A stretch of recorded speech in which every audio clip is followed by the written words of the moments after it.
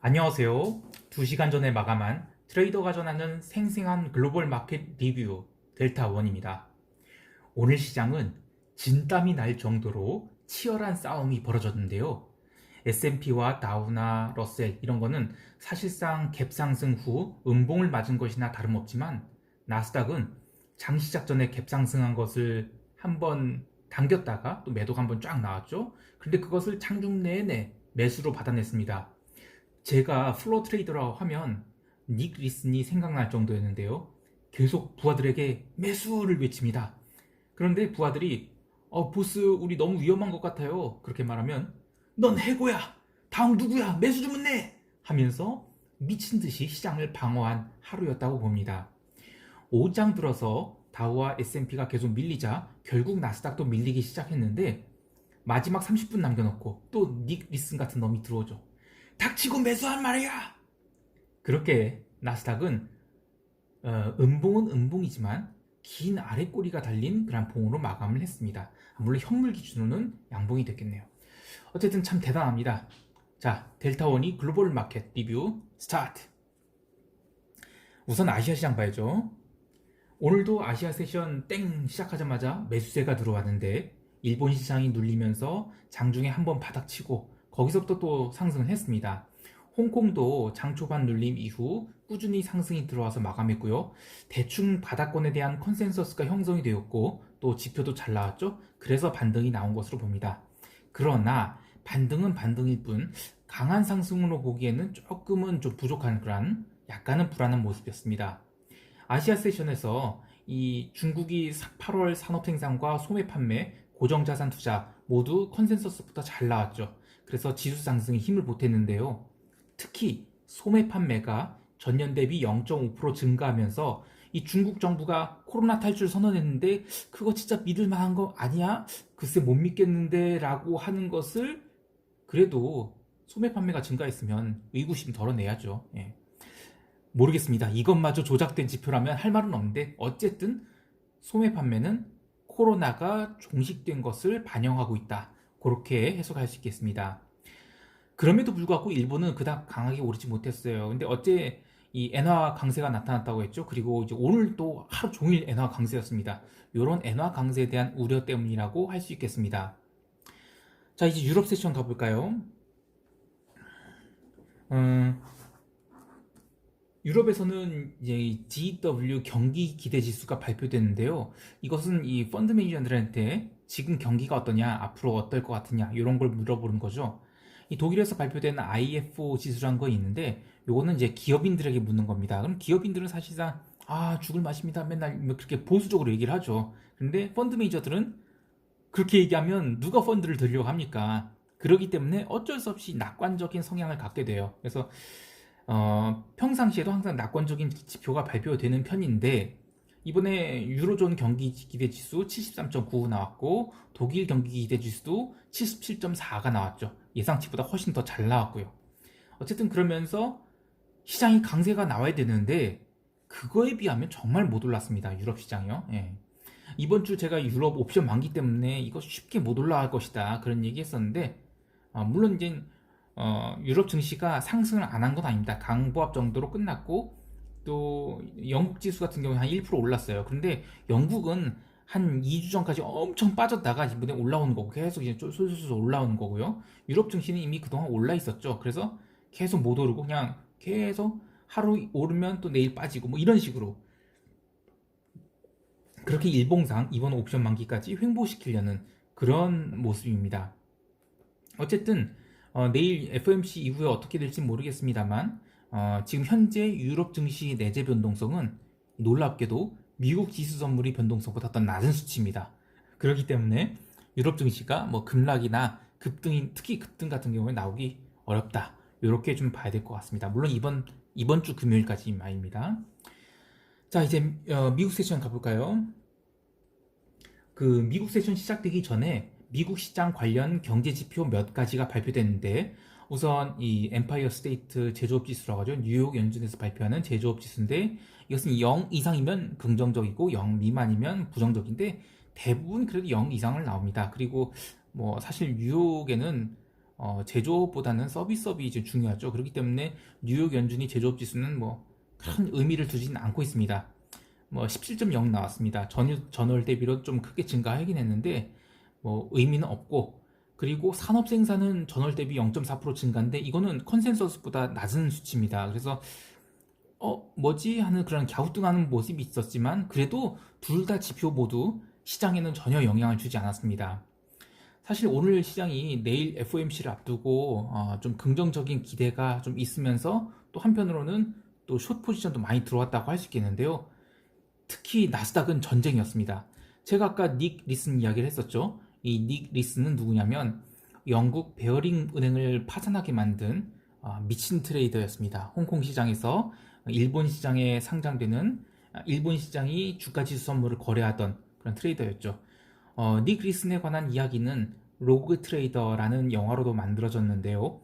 이 영화는 참 이 금융인들로서는 또는 금융에 관심을 갖고 있는 사람들로서는 꼭 한번 봐야 될 그런 영화죠.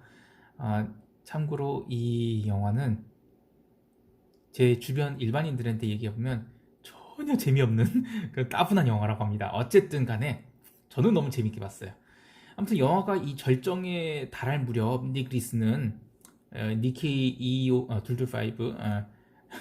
니케이 지수 선물에 대한 이 미친 듯한 매수 주문을 내게 되는데요.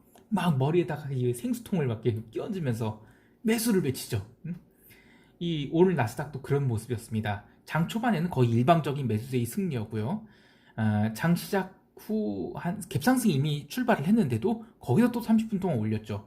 그리고 나서 좀 잠깐 밀렸다가 뭐 반등을 했는데, 그런데 다우나 러셀 S&P 순으로 솔솔솔 매도 압력이 계속 나타났습니다. 다른 거야 점점 내렸다고 하지만 나스닥은 정말 방어를 끝까지 했었죠. 그런데 이젠 너무 다른 것들이 거의 보합까지 가려고 그러는데 이거 나스닥도 안 빠지겠어요? 특히 나스닥이 또 빠진 이유 중에 하나가 애플입니다. 애플이 오늘 신제품을 발표했는데 그때까지만 해도 3% 넘게 상승했어요. 그런데 점점 하락을 했죠. 그래서 저는 그 애플이 오늘 하락한 것도 사실은 이제 시장의 힘이 점점 빠지고 있다 이렇게 봐야 될 것 같습니다. 물론 오늘 기술주들이 좋아요. 테크 중에서 테슬라도 뭐 7%대 상승하고 뭐 상승세가 여전히 살아있긴 한데 이것이 그 영속적인 상승세냐? 저는 그렇게 보지 않습니다. 단지 지금 지수의 변동성이 높기 때문에 나타난 그런 상승으로 보거든요. 아무튼 나스닥에 대한 그 미친 매수에 대해서 이런 얘기를 해보고 싶습니다. 장중에 막 이런 소리가 들리는 것처럼 보이는데요.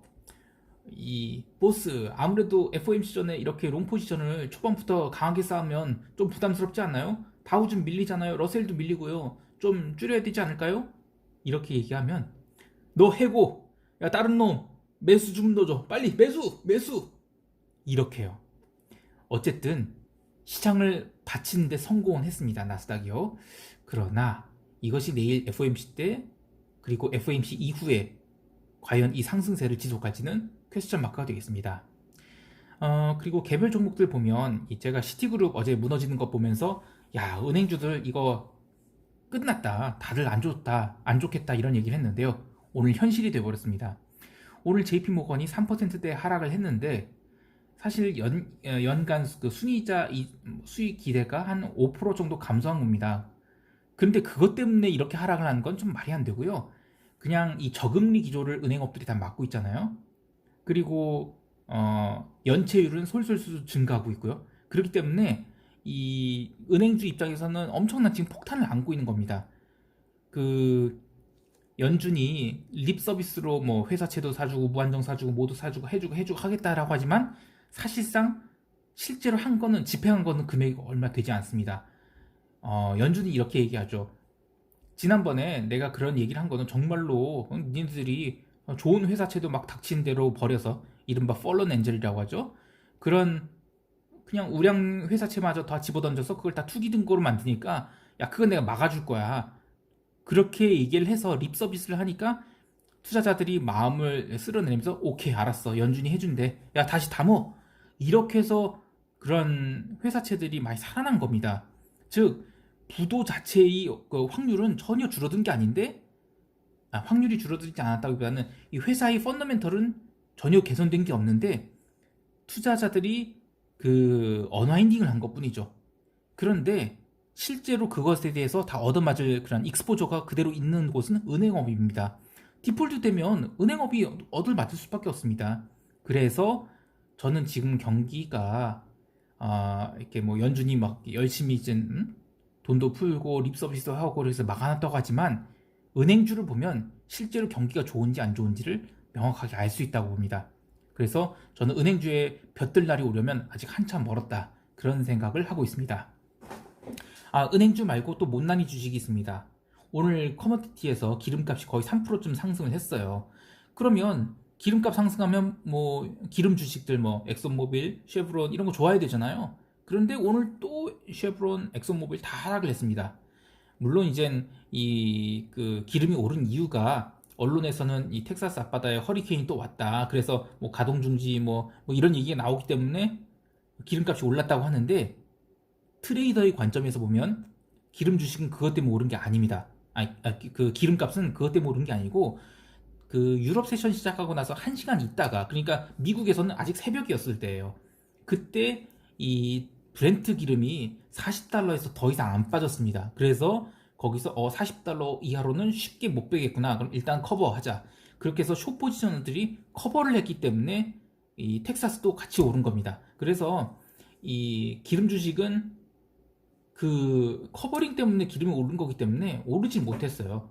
그리고 또한 뭐 핑계는 어쨌든 기상 변화 때문에 이제 그 기름 주식이 올랐다고 하잖아요. 그러면 이런 기상 관련된 이벤트로 그 기름값이 오른 거는 2, 3일 내에 제자리로 내려옵니다. 그래서 어쨌든 39.50불, 이 텍사스 기준으로 39.50은 아주 중요한 분기점이 되기 때문에 이 자리에 근접할수록 숏포지션을 또 쌓아가는 그런 단가를 좋은 가격에 매도를 할 수 있는 그런 기회가 되겠습니다. 마지막으로 이 농산물, 지난주에 기간 조정이 있었고 오늘은 좀 제법 하락을 했는데 다시 농산물에 대해서 롱 관점을 가져보고자 합니다. 아무튼 내일은 FOMC가 메인이고, 이 달러화도 오늘 그 미국 본장 시작 후 유로화가 눌렸죠. 그러면서 비달러 인덱스들 좀 흐지부지해졌습니다. 엔화는 어제 이어서 이틀째 스트레이트를 강세에 이어갔어요. 그래서 이 엔화 강세는 아직까지 특별한 이슈가 되고 있지 않지만 이건 의미 있는 안전자산 선호에 대한 통화시장의 선택이라고 보기 때문에 조금은 주의해야 되겠습니다. 시장 총평을 하면 나스닥 지수가 FOMC 오늘 하기 전에 이미 뭐 아래에서 상당한 반등을 이뤘죠. 그래서 아시아장에서는 강세가 있을 수 있습니다. 그러나 이번 FOMC에 대한 기대값이 그렇게 크진 않죠. 결과 나오고 나서 기자회견을 한 30분 있다 하는데, 이 기자회견만 들으시면 돼요. FOMC 뭐 내용 발표되는 건 그냥 신경 안 쓰셔도 되고, 기자회견 때 파웰이 어떤 스탠스로 이야기를 하느냐, 그거에 따라서 그 시장이 추가 상승이냐 아니면 다시 도루묵이 되느냐, 그것이 결정될 것 같은데, 저는 추가 상승은 조금 부담스럽지 않냐, 오히려 도루묵이 나올지 안 나올지 모르겠습니다. 왜냐하면 아직도 변동성이 높기 때문에요. 그러나 저는 롱 포지션을 유지하는 건 조금 부담스러워 보인다, 그렇게 이야기하겠습니다.